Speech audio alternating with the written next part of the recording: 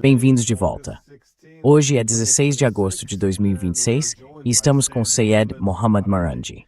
Então, obrigado por voltar ao programa. Obrigado por mais um dia amigo. É sempre verdadeiro o prazer.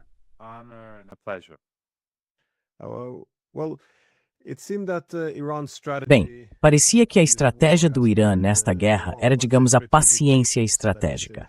Ou seja, isso tem a vantagem de permitir que o Irã espere mais tempo do que os Estados Unidos.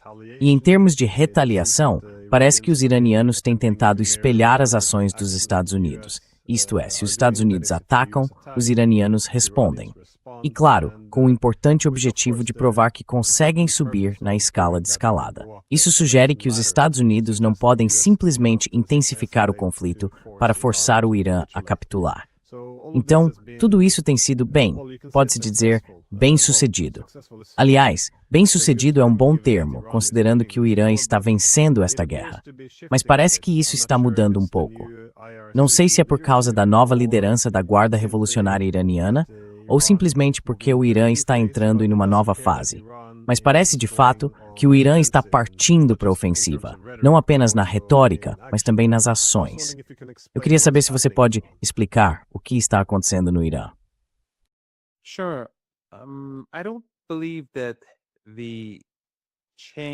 Claro. Eu não acredito que a mudança na liderança das Forças Armadas, ou pelo menos em sua maior parte da Guarda Revolucionária Islâmica, não é só a Guarda Revolucionária, é também o Exército Regular, mas principalmente a Guarda Revolucionária, represente uma grande mudança. Porque antes de tudo, esses comandantes já estavam no comando. Os nomes deles não tinham sido divulgados por razões de segurança. Acho que o fato de esses nomes agora terem sido divulgados demonstra uma confiança maior do Irã em relação à segurança. Também tivemos, quase ao mesmo tempo que essa notícia, outra notícia. O presidente participou de uma reunião de 7 a 8 horas. Isso, mais uma vez, mostra que as coisas estão voltando ao normal e que as informações sobre reuniões, as reuniões de mais alto nível, estão sendo divulgadas ao público. Os nomes daqueles que estavam liderando as Forças Armadas, que substituíram os mártires, estão sendo anunciados. Acho que isso por si só é significativo.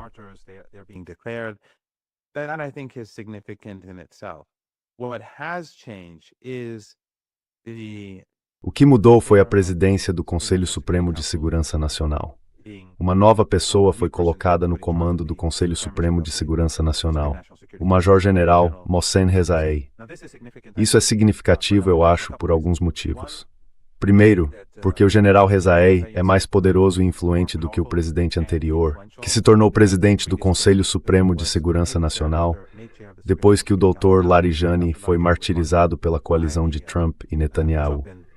Portanto, ele é uma figura muito mais forte, tem mais experiência na gestão de organizações fundamentais.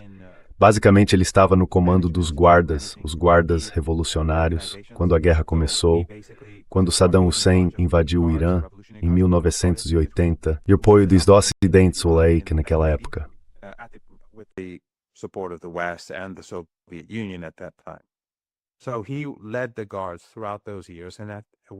Então ele liderou a Guarda durante todos aqueles anos. E quando assumiu o comando, a Guarda era uma organização pequena, com armas leves no máximo. Ao longo desses anos, ele praticamente transformou o CGRI no que ele é hoje. E ele a liderou, acho que por 16 anos, se não me engano. Ele também tem doutorado em economia, foi vice do presidente Raisi como seu vice para assuntos econômicos. Então entende de questões econômicas, entende de questões políticas. Mevas foi um alto funcionário. Obviamente é uma pessoa com muitas capacidades e muito conhecimento, que serão importantes para o cargo, porque o Conselho Supremo de Segurança Nacional não trata apenas de guerra.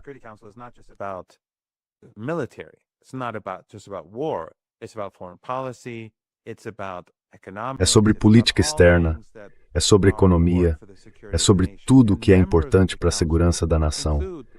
E os membros do Conselho incluem figuras-chave da área econômica no governo, o Ministério das Relações Exteriores e membros importantes do Parlamento em diferentes reuniões dependendo do tema.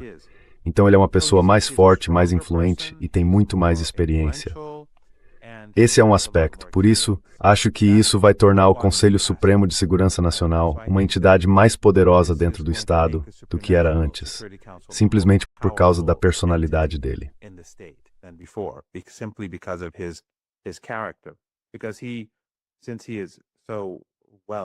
Porque ele, por ser tão conhecido nos círculos políticos e uma figura pública, consegue coordenar com mais facilidade os principais atores do Estado, o presidente do parlamento, o chefe do judiciário, as forças armadas, as fundações estatais e assim por diante.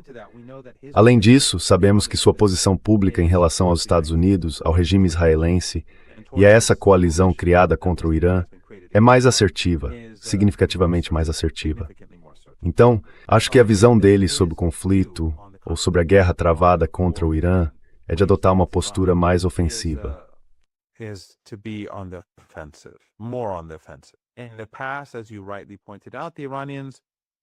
No passado, como você corretamente apontou, os iranianos retaliavam com o passar do tempo. A retaliação do Irã costumava ser mais severa do que os ataques americanos. Então, Ratkapes, no último episódio, no último capítulo de violência, depois que os Estados Unidos rasgaram o memorando de entendimento e reiniciaram a guerra, as respostas iranianas se tornaram cada vez mais duras. Em outras palavras, se os americanos atingissem um alvo, os iranianos fariam mais. Revidariam com mais força. Mas acho que a visão do Dr. Reza sobre a situação vai além disso, e que ele será muito mais decisivo. And that he is going to be much more decisive. If the United States escalate, whether se os Estados Unidos escalarem, seja por meio de pressão econômica ou militar, acho que a resposta dele será muito mais decisiva e muito mais dolorosa para a coalizão anti-Irã. Então, acho que essa é uma mudança substancial. E também, como ele é major-general, vai conseguir se comunicar facilmente com todos os comandantes e com todos os diferentes setores das Forças Armadas, além de entender os problemas deles. Assim, ele poderá ajudar as Forças Armadas mais do que provavelmente qualquer outra pessoa.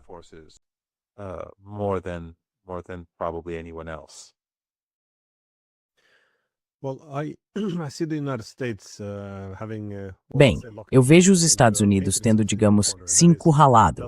Ou seja, eles não têm mais, se é que algum dia tiveram, nenhum caminho convincente para a vitória. Então não podem vencer, mas também não sabem como pôr fim à guerra. É claro que assinaram documentos, sobretudo o memorando de entendimento. Mas, para os americanos, acho que é politicamente impossível cumprir de fato o que assinaram. Ou seja, seria difícil vê-los aceitando formalmente que Hormuz fique sob a administração iraniana. Eles não conseguem realmente acabar com as sanções. Não vão devolver os ativos do Irã, as reparações de 300 bilhões. Quer dizer, podem até assinar isso, mas não conseguem de fato cumprir. Isso significa que não podem vencer e também não têm uma saída para a paz.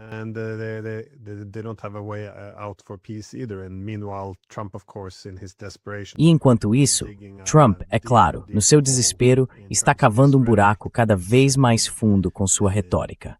Quer dizer, sabe, o Estreito de Hormuz agora está totalmente aberto. Está sob controle dos Estados Unidos. A muralha de aço foi formada. E bem, depois que o Irã for completamente derrotado, o Estreito de Hormuz será território dos Estados Unidos. Quero dizer, toda essa retórica parece ficar mais absurda quanto pior a situação se torna para os Estados Unidos. Mas isso meio que mostra o desespero em que eles estão.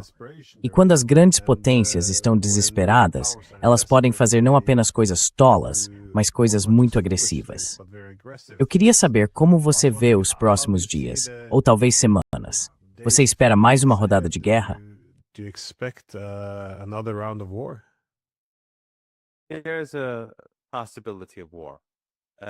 Há uma possibilidade de guerra. Os americanos informaram ao Irã por meio de terceiros que estão se preparando para um ataque, se preparando para uma guerra. Os iranianos, isso não significa que necessariamente vai acontecer, mas essas mensagens foram enviadas. Os iranianos também viram o reforço militar dos Estados Unidos na região. Eles estão preparados para a guerra. E os iranianos estão se preparando para a guerra. Estão totalmente preparados e continuam expandindo seu programa de mísseis e seu programa de drones. Estão desenvolvendo novos mísseis. Estão ampliando suas bases subterrâneas de mísseis e drones, além de suas fábricas e de seus centros de comando e controle. Basicamente, também estão preparando o país para uma guerra de longo prazo. O governo vem se voltando para uma economia de guerra.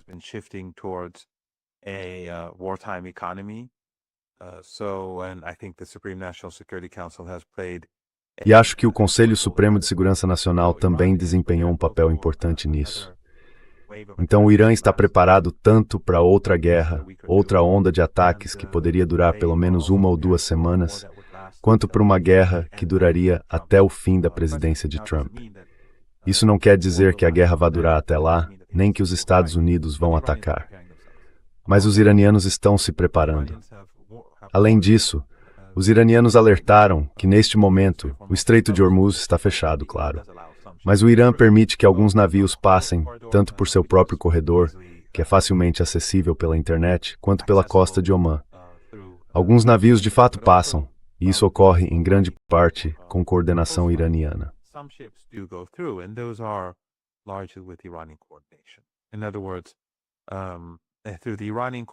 Em outras palavras, pelo corredor iraniano, navios de países amigos do Irã podem passar. Os que não participaram da guerra passam.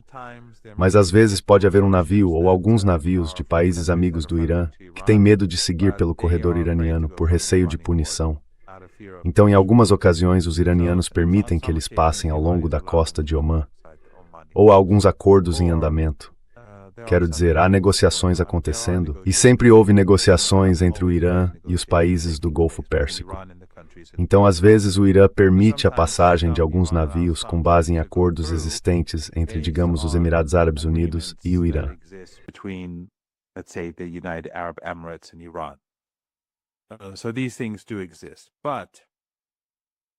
Então, essas coisas existem, sim. Mas se os Estados Unidos intensificarem a guerra econômica, os iranianos, ouvimos que eles poderiam começar a atacar navios da Marinha dos Estados Unidos. Sabe-se que o Irã tem capacidades que não utilizou porque, pelo menos por enquanto, não quer subir demais na escala de escalada. Mas o Irã também vai fechar completamente o Estreito de Hormuz. Essa será uma de suas respostas. E isso significa um bloqueio total, em que nada passa. E provavelmente nenhum oleoduto ou gasoduto estaria funcionando também, seja nos Emirados, seja na Arábia Saudita. Então os iranianos estão preparados para todos os tipos de escalada, seja econômica, seja militar, mas no fim das contas estão preparados para uma luta muito longa. Sim.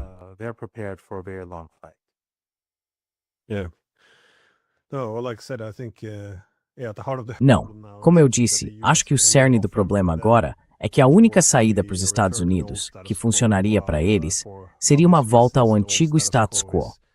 Mas por razões óbvias, o antigo status quo é completamente inaceitável para o Irã.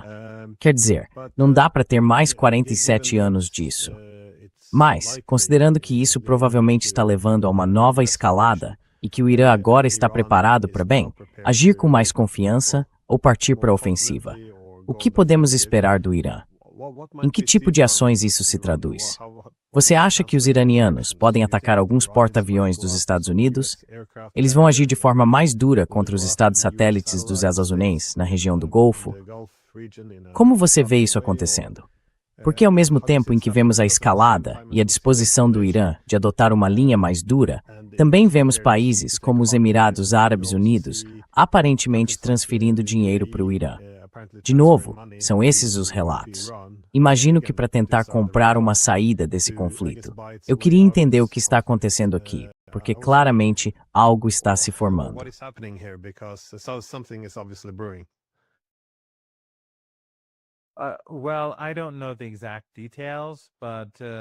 Bem, eu não sei os detalhes exatos, mas algo está acontecendo entre o Irã e os Emirados. Não sei se o Irã chamaria isso de reparações, ou como chamaria. Mas os Emirados, é claro, desempenharam um papel muito devastador, como todos os outros. Eles ajudaram os Estados Unidos a atacar o Irã e a matar civis, cidadãos e líderes iranianos, além da infraestrutura iraniana, é claro. E, aliás, esses países do Golfo Pérsico que ajudaram os Estados Unidos nessa guerra não apenas cederam seu espaço aéreo, seu território ou acesso ao seu espaço e território para serem usados contra o Irã. Eles também financiam a guerra. they also fund the war because the U.S. bases in these countries. Como as bases dos Estados Unidos ficam nesses países, as despesas são pagas pelos países anfitriões.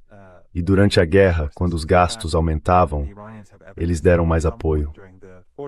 Na verdade, os iranianos têm evidências de que em algum momento durante a guerra intensa de 40 dias, os qatarianos estavam tendo problemas para pagar as taxas. Eles não tinham o dinheiro necessário por quaisquer razões técnicas ou outras razões para financiar isso. Então, o papel deles nessa guerra foi bastante ultrajante aos olhos dos iranianos. Mas, de qualquer forma, há algo acontecendo entre os Emirados e o Irã neste momento.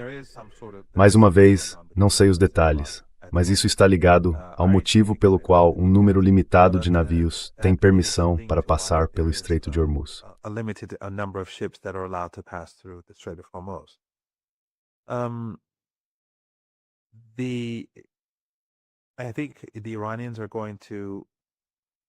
Acho que os iranianos vão, como os americanos gostariam que disséssemos, para eles todas as opções estão sobre a mesa. E isso significaria atingir tanto recursos navais dos Estados Unidos quanto os países que abrigam bases americanas. E os Estados Unidos não saíram desses países. Suas bases foram destruídas, ou parcialmente destruídas, ou, melhor dizendo, em sua maior parte destruídas, não parcialmente destruídas. Mas as forças americanas agora estão instaladas em hotéis, em prédios que não têm ligação com bases militares. Então elas ainda estão presentes, especialmente no Kuwait e no Bahrein. Os governos desses países são particularmente prestativos com os militares dos Estados Unidos.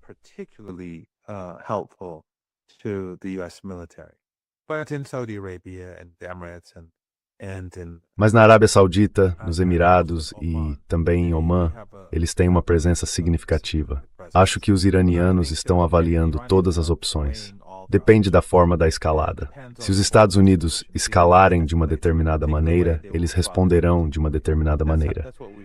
Foi isso que vimos ao longo destes últimos 5 meses e meio.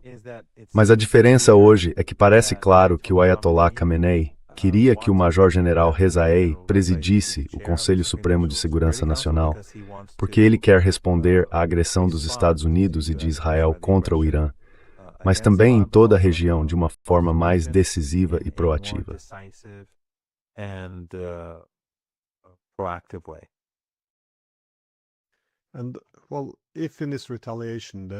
Bem, se nessa retaliação os iranianos obviamente não atacarem apenas os Estados Unidos e Israel, mas também as monarquias do Golfo, quão vulneráveis elas estão agora?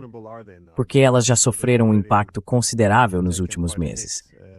Mas, se estamos falando de subir mais um degrau na escalada, o que poderíamos ver daqui para frente?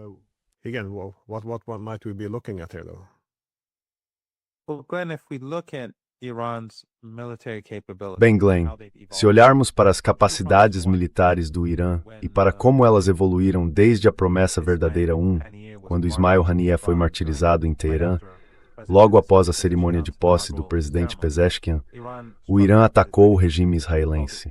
E isso foi chamado de Promessa Verdadeira 1.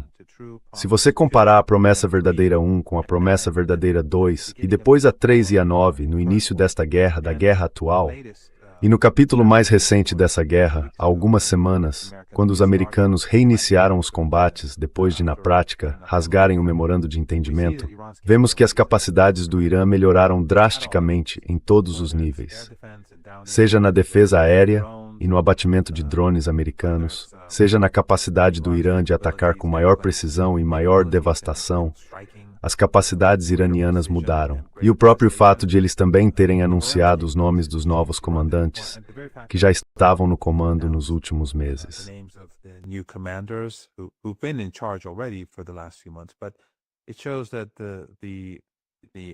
Mas isso mostra que as instalações subterrâneas necessárias para a guerra foram implantadas, foram construídas. Mostra que as capacidades de mísseis do Irã estão melhorando. Em outras palavras, a pesquisa e o desenvolvimento continuam enquanto a guerra prossegue. E claro, eles agora têm uma enorme experiência com seus mísseis. Então, no próximo capítulo, acho que os ataques do Irã serão muito mais decisivos e o Irã será capaz de fazer, muito rapidamente, o que quiser com essas monarquias do Golfo Pérsico. Então eu não, sabe, eu sempre disse e digo isso há anos, que essas monarquias se colocam em risco ao ajudar os Estados Unidos em uma agressão. E nos últimos meses eu disse que esses países vão entrar em colapso se o Irã os atacar em retaliação, se Trump realmente cumprir sua ameaça de mandar o Irã de volta à Idade da Pedra e assim por diante. Mas literalmente, a cada dia que passa, as capacidades do Irã aumentam. Literally every day that goes by, Iran's capabilities increase. And so I think it becomes easier and easier for Iran. Então, acho que fica cada vez mais fácil para o Irã atingi-los de forma decisiva e lhes impor um sofrimento que eles simplesmente não conseguem suportar. Além disso, as capacidades do Irã para atacar o regime israelense são muito maiores hoje do que eram apenas há alguns meses. A precisão dos mísseis iranianos está se tornando muito mais devastadora. Então acredito que os iranianos, se a guerra se expandir, conseguirão facilmente destruir instalações e ativos muito importantes e sensíveis do regime israelense, seja dentro das fronteiras de 1967 ou além delas, seja no Líbano ou na Síria. O sofrimento que o Irã pode impor agora ao regime israelense é muito maior, por causa da precisão dos mísseis e da capacidade de usar medidas de evasão. E também por causa das carências que os Estados Unidos e o regime israelense enfrentam agora em relação às defesas aéreas. E o Irã está produzindo novos mísseis e drones muito mais rapidamente do que os americanos têm capacidade de construir novos mísseis de defesa aérea. To build new air defense missiles. Bem, suponho que esse teria de ser um cálculo para os americanos quando fazem seu planejamento estratégico aqui ou pensam em iniciar mais uma guerra. Se eu estivesse nos Estados Unidos, olharia para como os números continuam indo na direção errada. E não é só deixar a economia global de lado. Vemos que nos Estados Unidos há uma escassez crescente de armas. Quer dizer, está se tornando um certo escândalo nos Estados Unidos. Eles estão ficando sem armas, e isso é uma irresponsabilidade. Mas, ao mesmo tempo, vemos os iranianos se fortalecendo. Então, seria de se supor que alguns estariam procurando uma saída diplomática. Mas, como eu disse, ela não aparece. Ainda assim, parece que pequenas coisas estão acontecendo. Ou seja, os Estados Unidos poderiam simplesmente abandonar isso e fingir que venceram. E como disse Scott Bessent, fingir que o Estreito de Hormuz é irrelevante.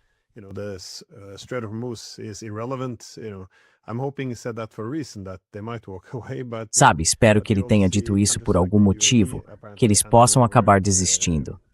Mas você também vê países como os Emirados Árabes Unidos aparentemente repassando algum dinheiro ao Irã, bem, como parte de algum acordo.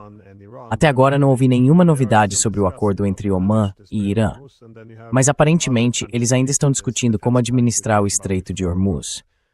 E há outros países também. Seja esse pacto de defesa de que falamos antes, envolvendo Turquia, Paquistão e Arábia Saudita, buscando estabelecer algo à medida que a presença dos Estados Unidos diminui. Então as coisas também estão acontecendo na frente diplomática. Eu só queria saber, você vê algo nisso com grande potencial? Ou isso ainda não é? Sabe, o que eu estou procurando aqui? Ainda não está mudando a situação no terreno.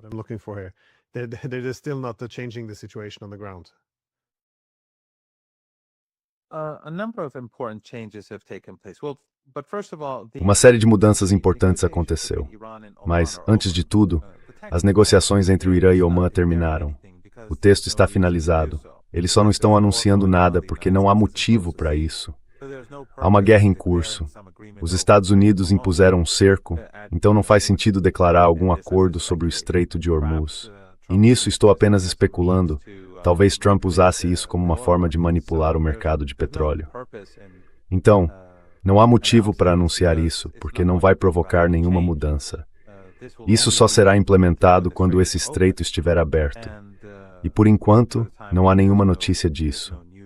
Portanto, não há desacordo entre os dois países. Eles, na prática, concluíram suas negociações com sucesso, mas estão apenas deixando isso arquivado em algum prédio de escritórios para uma data futura.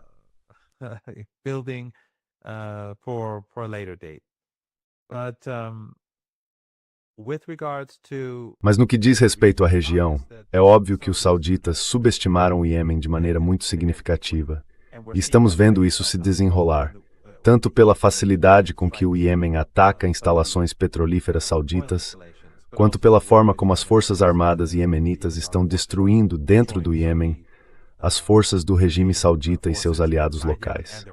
Estamos vendo o uso de mísseis e drones para devastar ativos sauditas em áreas do Iêmen ocupadas por forças leais ao regime saudita.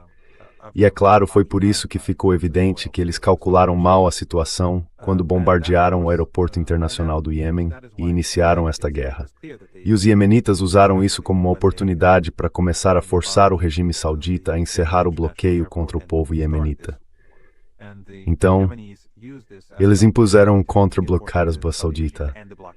E as exportações de petróleo sauditas reduzidas. So now Saudi oil exports are affected. Saudi installations are being targeted. Instalações sauditas estão sendo atacadas e forças sauditas e ligadas à Arábia Saudita estão sofrendo duros golpes. E é por isso que a Arábia Saudita, a Turquia e o Paquistão se reuniram. Não é por... Eles não fizeram isso por Gaza, isso já vem acontecendo há 3 anos. Eles não fizeram isso pela Síria. A ocupação de território sírio aconteceu há muito tempo.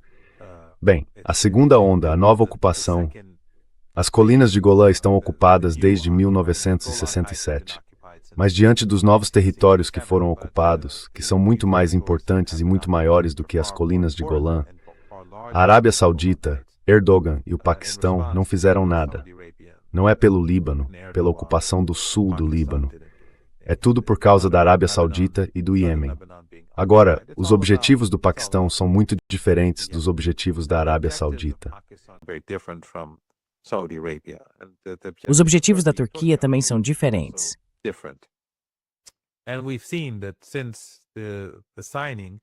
E vimos que, desde a assinatura, o Iêmen e a Arábia Saudita estão em combate, e não aconteceu muita coisa nessa frente.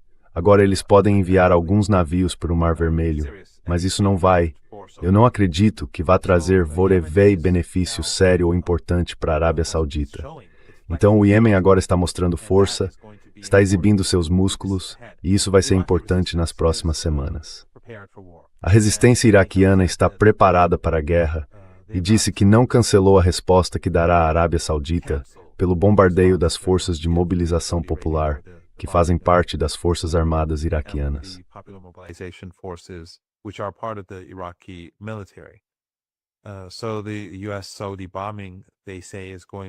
Então, eles dizem que aquele caso do bombardeio americano-saudita continua em aberto.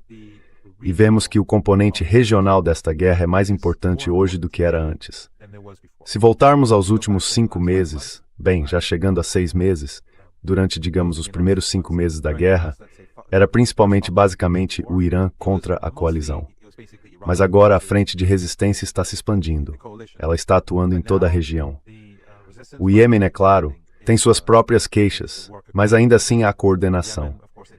E o fechamento do Estreito de Bab el-Mandeb e do Estreito de Hormuz, juntos, aumenta dramaticamente a pressão sobre os Estados Unidos.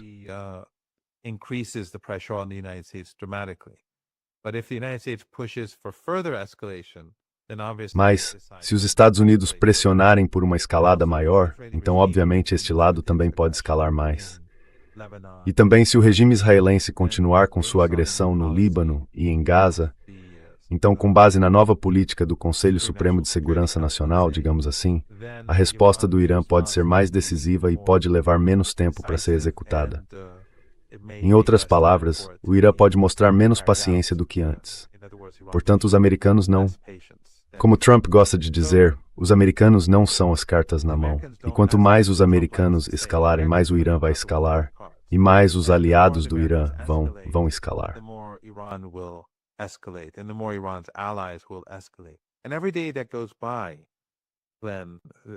E a cada dia que passa, Glenn, como discutimos já há meses, a crise global, a crise econômica global, está piorando. Agora, o cronograma pode ser diferente do que eu esperava, porque meu conhecimento de economia global é limitado. Eu não sabia que, por exemplo, a China tinha reservas tão enormes. E o Irã também vem cooperando ou trabalhando com alguns dos países da região, como eu disse, para permitir exportações limitadas ou para que seus aliados exportem. Então, o cronograma que eu imaginava que levaria a uma catástrofe econômica global era mais ou menos parecido com o que Trump tinha dito. Quando ele assinou o memorando de entendimento, disse em 4 semanas. Essa era a avaliação de muitos no Irã.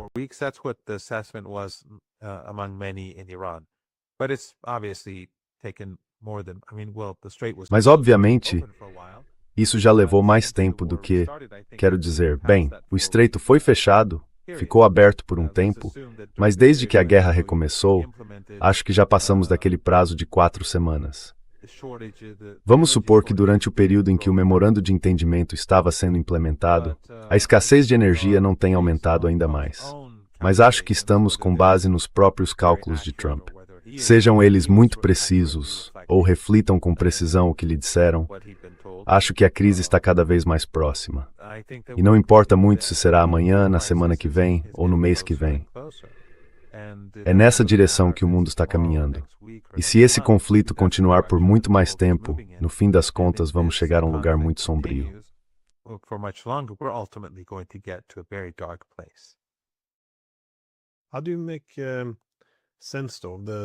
Como você entende a posição da Arábia Saudita?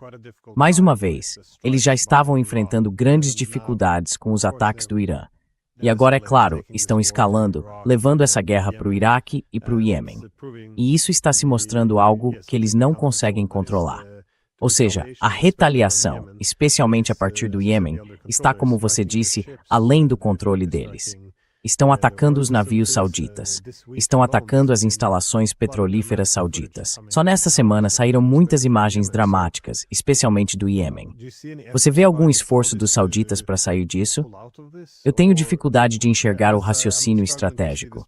Se eles não conseguem vencer e a situação está escalando, por que não estão tentando pôr um fim a isso?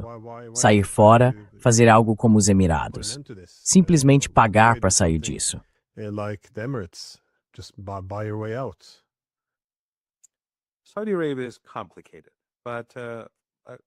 A Arábia Saudita é complicada, mas primeiro algumas coisas.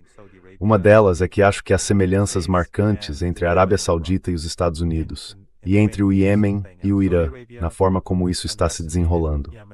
A Arábia Saudita subestimou o Iêmen, assim como os Estados Unidos subestimaram o Irã. Os Estados Unidos, e isso mostra, Glenn, que a inteligência do Mossad, da CIA e das agências ocidentais não é muito boa. Eles sabem muito menos do que pensávamos que sabiam. Subestimaram as capacidades de mísseis e drones do Irã, suas cidades subterrâneas, que estão se expandindo.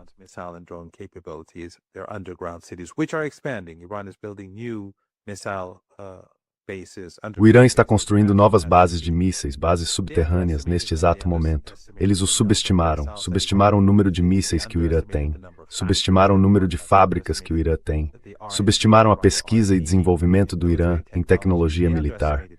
Subestimaram tudo. E não foi apenas de forma, digamos, significativa. Eles entenderam completamente errado a situação. Acho que o mesmo vale para o Iêmen. O Iêmen vinha, discretamente, desenvolvendo suas capacidades subterrâneas, suas fábricas de mísseis e drones, suas bases subterrâneas de mísseis e de drones. E os sauditas os subestimaram.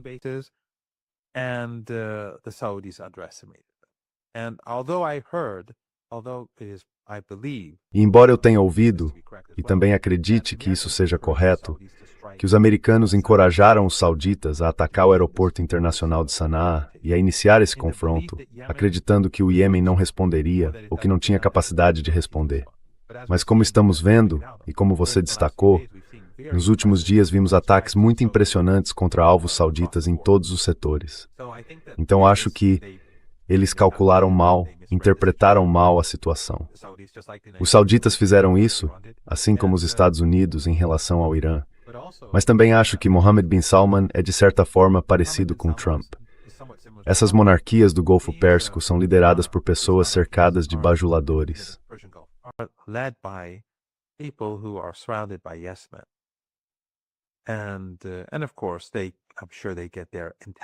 E é claro, tenho certeza de que eles recebem suas informes de inteligência do CENTCOM e assim por diante.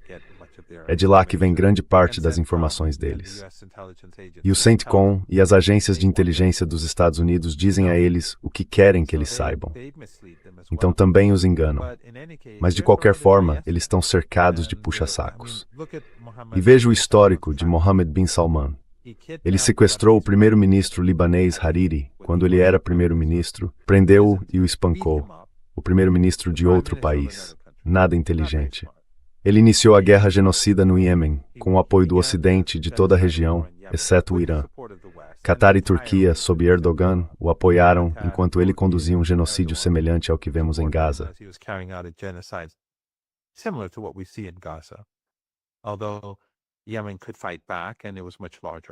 Embora o Iêmen pudesse revidar e fosse muito maior, mas eles tentaram matar a população de fome, e tentaram mesmo. Falhou.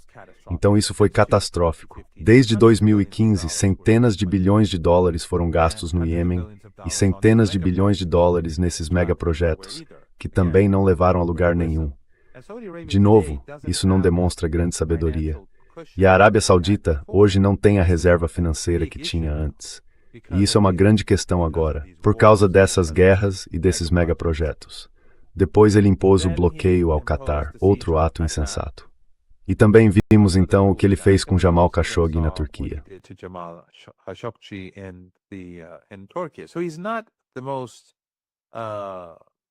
Então digamos que ele não é o mais sábio dos líderes.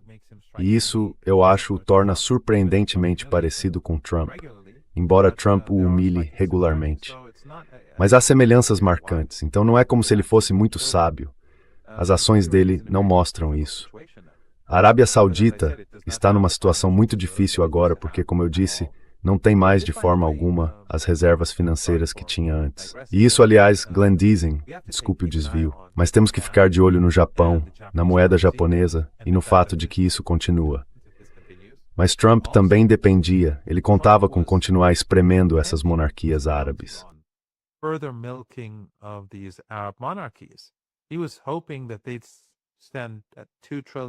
Ele esperava que eles gastassem 2 trilhões de dólares ou mais em inteligência artificial, no desenvolvimento da inteligência artificial nos Estados Unidos. Eles não estão lucrando. Estão perdendo dinheiro. Precisam das suas reservas. E a Arábia Saudita é particularmente vulnerável. O Catar também não está indo excepcionalmente bem. Mas a Arábia Saudita é especialmente vulnerável porque desperdiçou todo o dinheiro em guerras e nesses megaprojetos e assim por diante, esses megaprojetos fracassados. Então a Arábia Saudita não está numa situação ideal. E isso se refletiu, se mostrou nas suas relações com o Irã. A Arábia Saudita agora está se comportando de forma diferente do que antes. Mas seu conflito com o Iêmen continua. Já sua postura em relação ao Irã mudou, pelo menos por enquanto. Shifted, at least for the time being. My last question though is just how you see Minha última pergunta é: como você vê a mudança na ordem internacional em termos de como ela possivelmente está beneficiando o Irã? Porque o que está acontecendo agora na Ásia Ocidental, na guerra contra o Irã, reflete uma tendência mais ampla no mundo. Os Estados Unidos enfrentam problemas econômicos crescentes. É claro que eles têm problemas sociais e políticos mais profundos internamente. No exterior, estão sendo contrapostos militarmente. E, de modo geral, estamos vendo a ascensão desses novos rivais.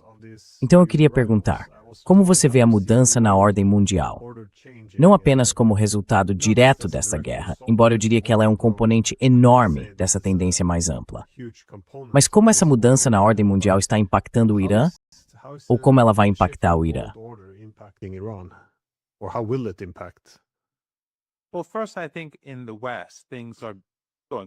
Bem, primeiro eu acho que no Ocidente as coisas estão indo bem para o Irã. A Europa, por causa de suas próprias políticas insensatas, da guerra na Ucrânia. A guerra na Ucrânia teve um impacto enorme nesta própria guerra. Quero dizer, parte da razão pela qual os Estados Unidos têm essas carências é a guerra na Ucrânia. E parte da razão pela qual os representantes europeus dos Estados Unidos não conseguiram fazer nada contra o Irã é que eles se esgotaram. E o contrário também é verdadeiro. A guerra dos Estados Unidos na Ásia Ocidental enfraqueceu sua posição na Europa e, em particular, na Ucrânia. in Europe and in Ukraine in particular. So there is a strong relationship between Portanto, Eastern Europe and the há uma West. forte relação entre a guerra na Europa e a guerra na Ásia Ocidental. Não estou dizendo que os dois conflitos tenham se fundido em um só, mas acho que a coordenação entre o Irã e seus aliados de um lado e a Rússia do outro provavelmente é muito maior do que imaginamos. Então, a Europa está muito mais fraca hoje e está declinando rapidamente.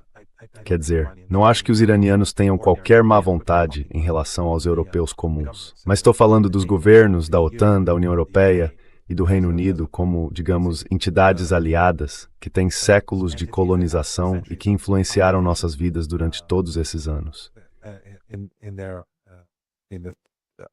That have influenced our lives for all these years.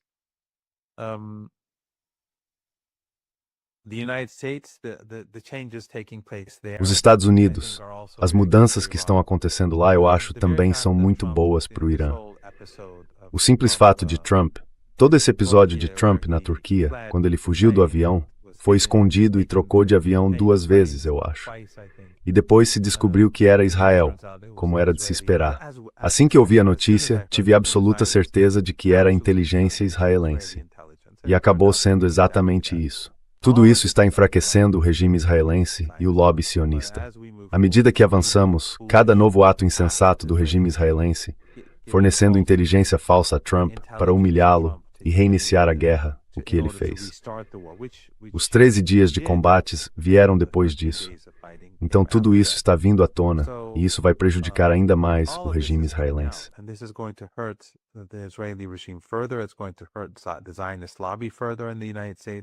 Isso vai prejudicar ainda mais o lobby sionista nos Estados Unidos, a economia em declínio, o genocídio em curso, a guerra contra o Irã, a humilhação do presidente dos Estados Unidos e o comportamento geral do lobby sionista no país, tentando tirar a liberdade de expressão da população.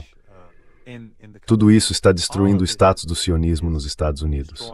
Então, isso também está indo bem para o Irã. E claro, o mesmo vale, tenho certeza, para a Europa, à sua própria maneira. Mas para nós, os Estados Unidos são muito mais importantes. E o status do Irã entre países como, é claro, China e Rússia, foi significativamente fortalecido por causa da guerra.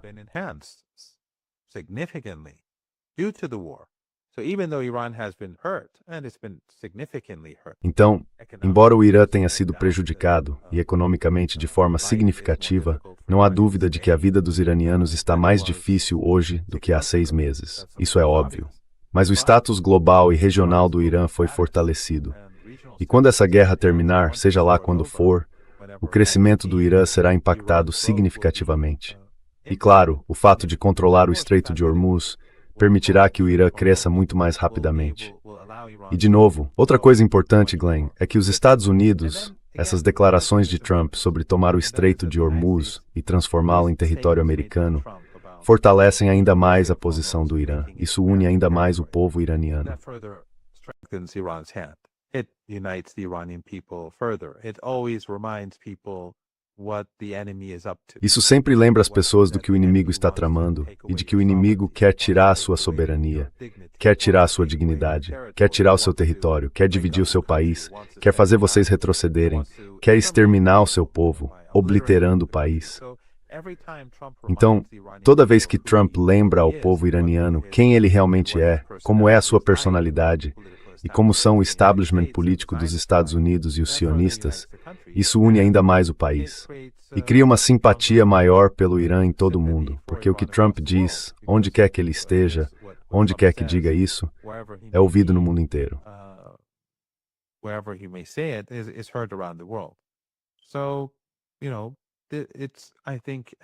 Então, sabe, acho que os Estados Unidos é como se, além da morte e da destruição, além do assassinato de crianças, da matança e da matança diária no Líbano e em Gaza, dos ataques ao Irã e dos assassinatos que cometem no Iêmen, deixando tudo isso de lado, é como se as políticas gerais dos Estados Unidos estivessem sendo elaboradas pelos iranianos.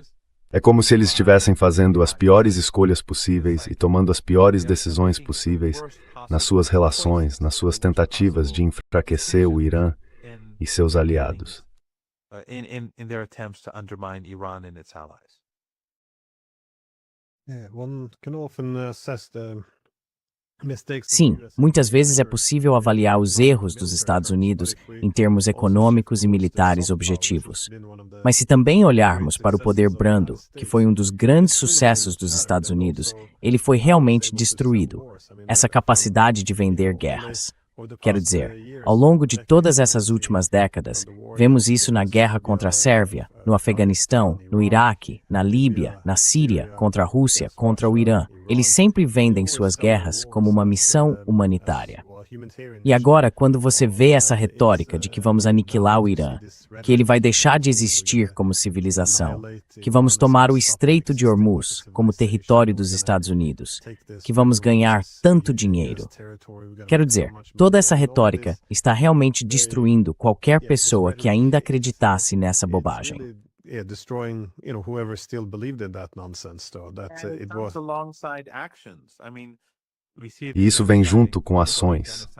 Quero dizer, vemos o genocídio em curso em Gaza, que nunca termina.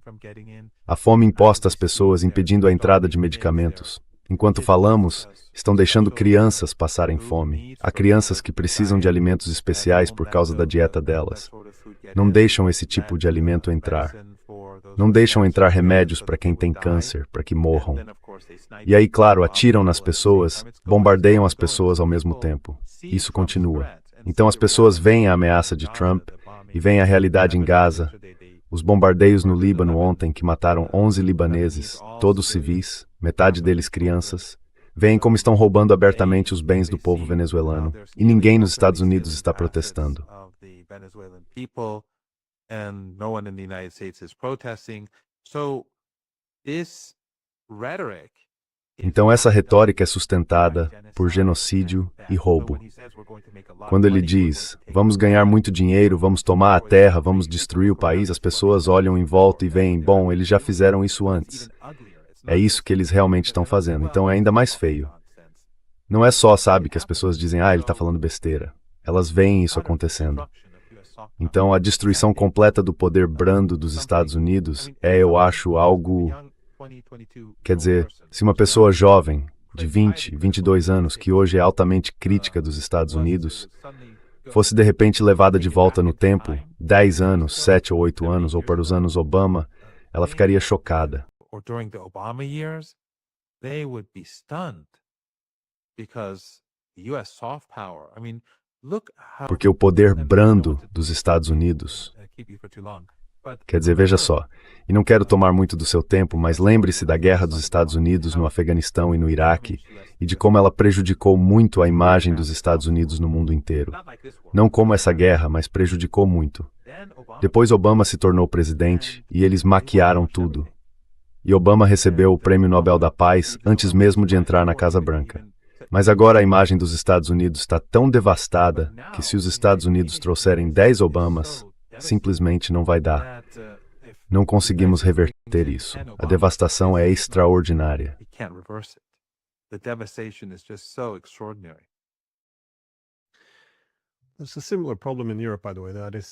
Aliás, há um problema parecido na Europa.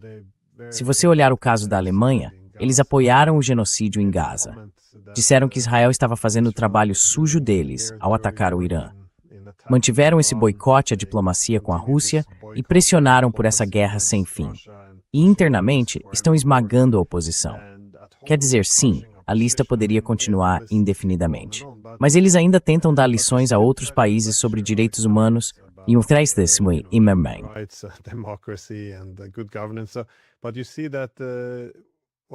Mas você vê que, embora eles ainda acreditem ter essa autoridade, o resto do mundo agora começa a rejeitar essa ideia de que os estados se dividem entre professores e alunos civilizacionais.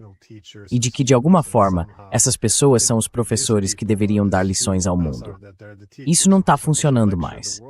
E esse era um componente-chave do modelo hegemônico, o de um hegemon benevolente. Então muita coisa está sendo apostada nessas guerras, e eles estão perdendo tudo isso. É bastante chocante de ver, e eles continuam dobrando a aposta.